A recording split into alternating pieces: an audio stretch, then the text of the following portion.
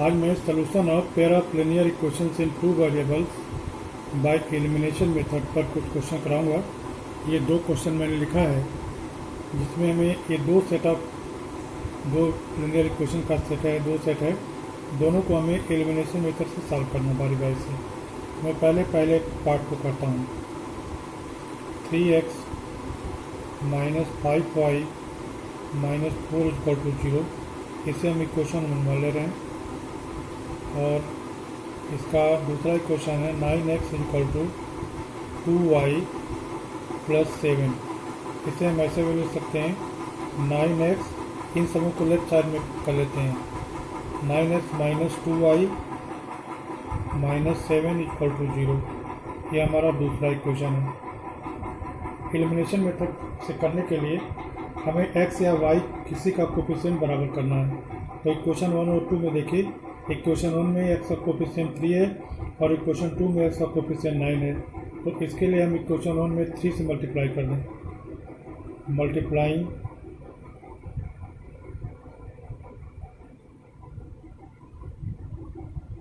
Multiplying equation 1 by 3, we get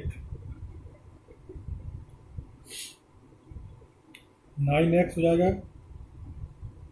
9x minus 3 × 5 15y minus 3 × 4 12 equal to 0। यह equation 3 हो गया। कैसे आया? इक्वेशन 1 में 3 से मल्टीप्लाई कर दिया। अब हम इक्वेशन 1 में से इक्वेशन 2 को माइनस करेंगे। Subtracting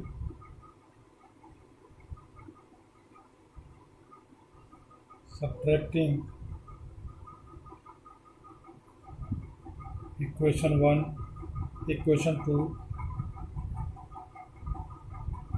equation 3 from equation 2, from equation 2 we have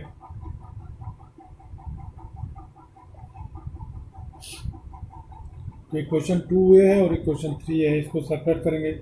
तो सब्ट्रैक्ट करेंगे तो क्या हो जाएगा? इसका साइन चेंज हो जाएगा, मतलब एक्सप्रेशन लिख देंगे 9x minus 2y, equation 2 9x minus 2y minus 7 equal to 0। और इक्वेशन 3 ये है 9x minus 15y minus 12 equal to 0। Subtract करने के लिए क्या हो जाएगा?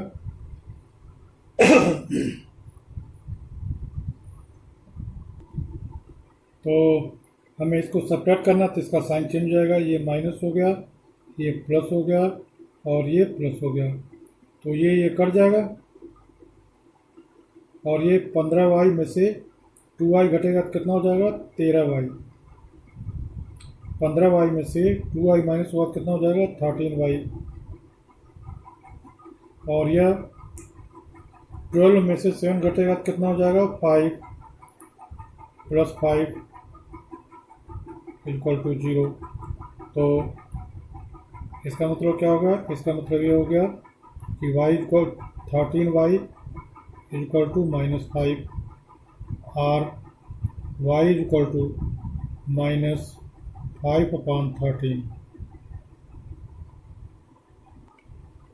अब ये y की वैल्यू इक्वेशन 1 या इक्वेशन 2 किसी में भी रख दीजिए तो x की वैल्यू आ जाएगी। तो हम इक्वेशन 1 में रखते हैं। Putting the value of y in equation 1, we find। तो इक्वेशन 1 क्या है? इक्वेशन ये है 3x minus 5y, 3x minus 5y minus 4 equal to 0। या इसे हम लिख सकते हैं 3x equal to 5y plus 4।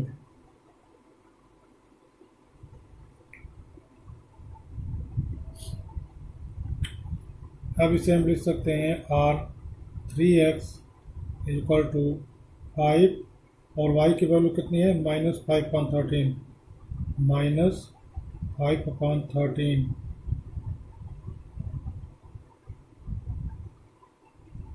Plus 4।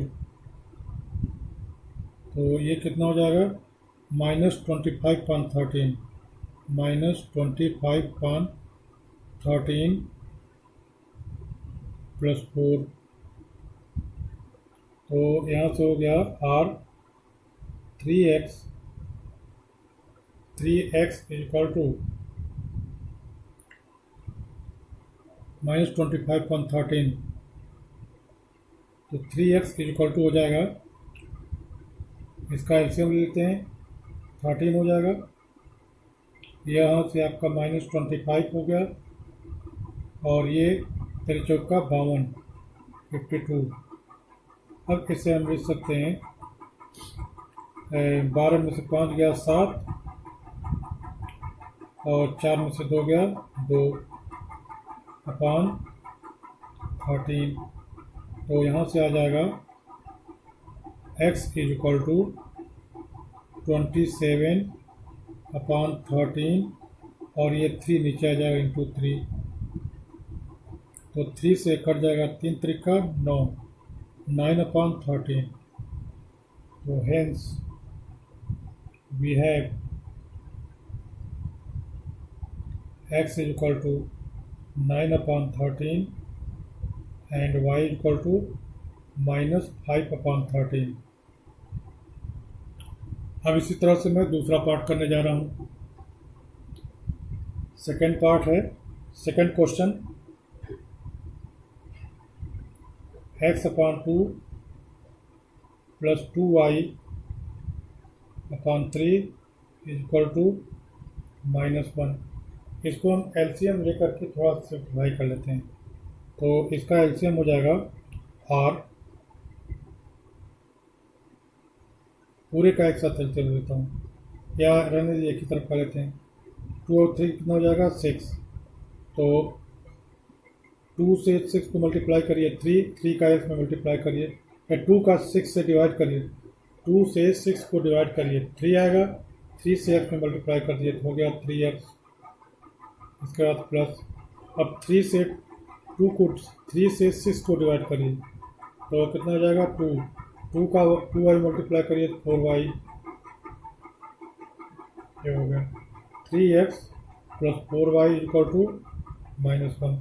अब क्रॉस मल्टीप्लिकेशन मतलब 6 का इसमें 1 -1 का मतलब क्या हुआ -1/1, इस 1 का इसमें और -6 है इसमें, तो इसको लिख सकते हैं हम 3x plus 4y equal to -6।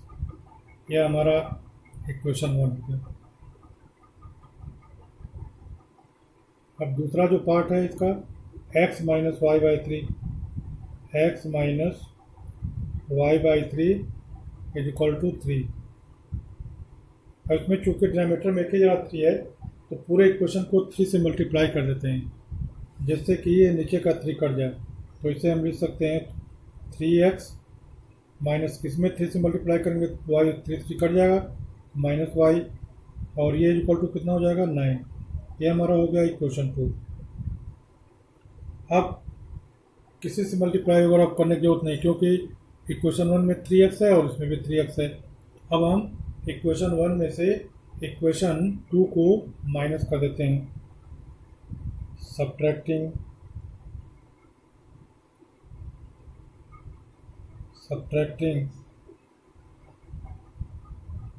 Equation 1 subtracting equation 2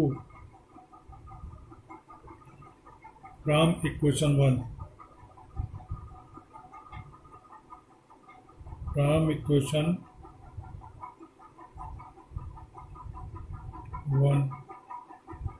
we get. तो लिख लेते हैं इक्वेशन 2 क्या है, इक्वेशन 2 ये है 3x plus 4y equal to -6 और इसके नीचे इक्वेशन 1 हो गया 3x प्लस 4y -6। अब इसके नीचे इक्वेशन 2 लिख देंगे 3x minus Y equal to 9। अब माइनस करना है तो साइन बदल जाएंगे, इसका माइनस हो जाएगा, इसका माइनस साइन प्लस हो जाएगा, इसका प्लस है तो माइनस हो जाएगा। कोई साइन न देने का मतलब प्लस साइन है, इसका प्लस साइन है तो चेंज करेंगे तो माइनस हो जाएगा। वाई का माइनस साइन है, चेंज करेंगे तो प्लस हो जाएगा। 9 का प्लस है, चेंज करेंगे तो माइनस हो जाएगा। अब ये 3x कट गया। अब ये 4y और प्लस वाई कितना हो गया 5y। अब इसके बाद ये -6 और -9 कितना हो जाएगा -15। तो यहाँ से आ गया y इक्वल टू -15 अपॉन 5। 5 या 15 हो जाएगा -3 के बराबर, 5 से काट देंगे। अब यह y की वैल्यू इक्वेशन 1 या इक्वेशन 2 किसी एक में रख देते हैं, तो इक्वेशन 2 में रख देते हैं, आसान रहेगा।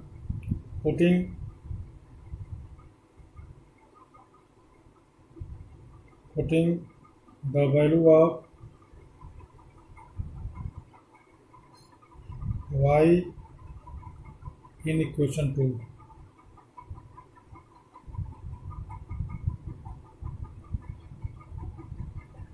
we have 3x minus y is equal to 9। 3x minus y is equal to 9। अब इसमें यहाँ से हम लिख सकते हैं 3x, y इधर आ जाएगा, y प्लस 9